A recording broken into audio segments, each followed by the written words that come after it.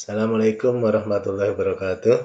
Halo anak-anak, berjumpa lagi dengan saya Bapak Agus Pribadi dalam pembelajaran IPA kelas 8, struktur dan fungsi jaringan tumbuhan. Apa itu jaringan anak-anak?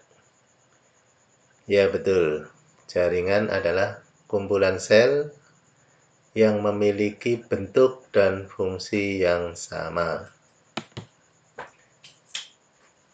Pengelompokan jaringan pada tumbuhan secara umum dibagi dua, yaitu jaringan meristem atau embrional dan jaringan permanen atau dewasa.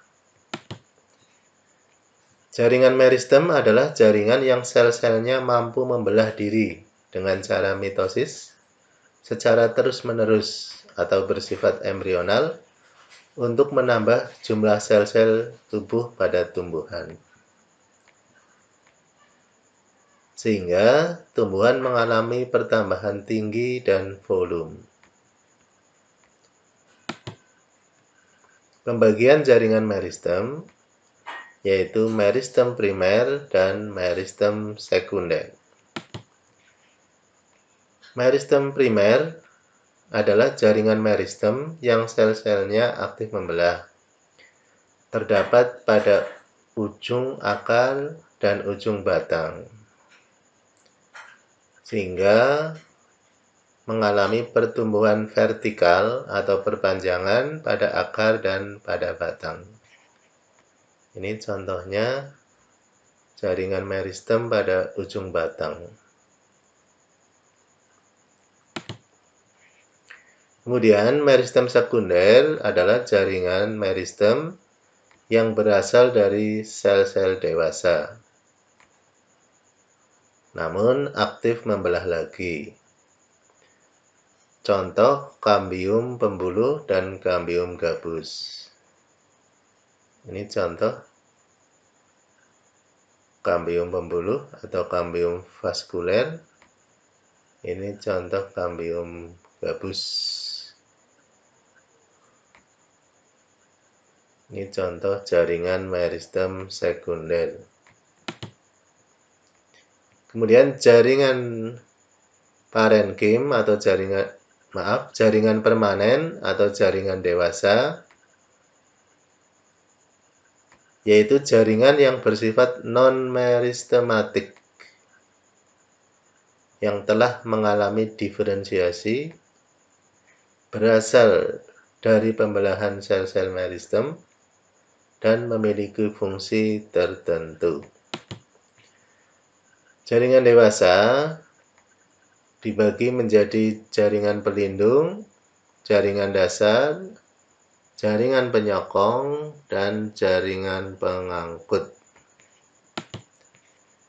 Jaringan pelindung terdapat di permukaan luar tumbuhan, melindungi bagian dalam tumbuhan, melindungi dari suhu dan kerusakan mekanik. Contoh jaringan pelindung adalah jaringan epidermis. Oleh sebab itu, jaringan pelindung disebut juga jaringan epidermis.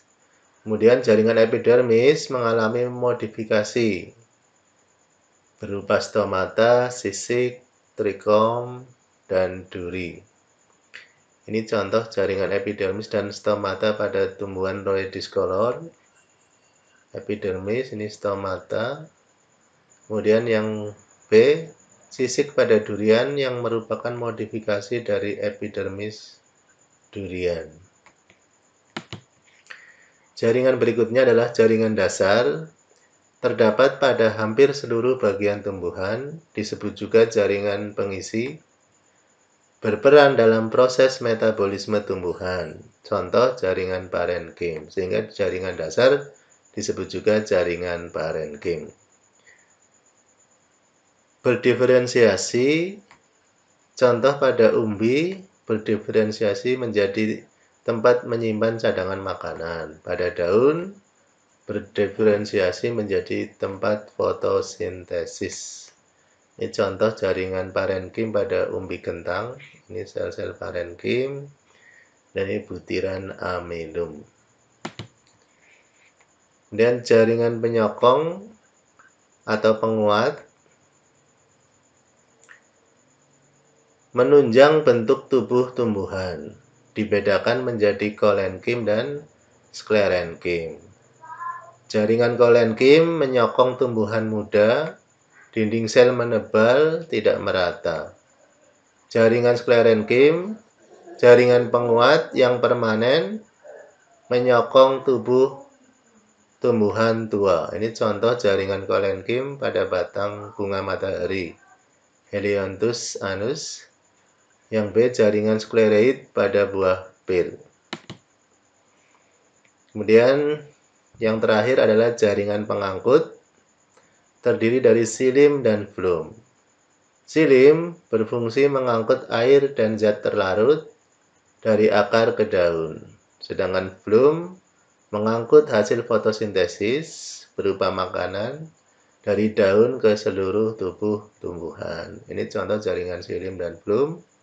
Ini sel pembuluh silim, ini sel pembuluh tapis pada flum. Ini silim dan ini flum. Demikian pembelajaran kita kali ini. Semoga bermanfaat. Tetap semangat, jangan lupa anak-anak sekalian selalu menjaga kesehatan dan berdoa. Semoga pandemi ini segera berlalu. Semoga kita senantiasa dilindungi oleh Allah Subhanahu wa Ta'ala.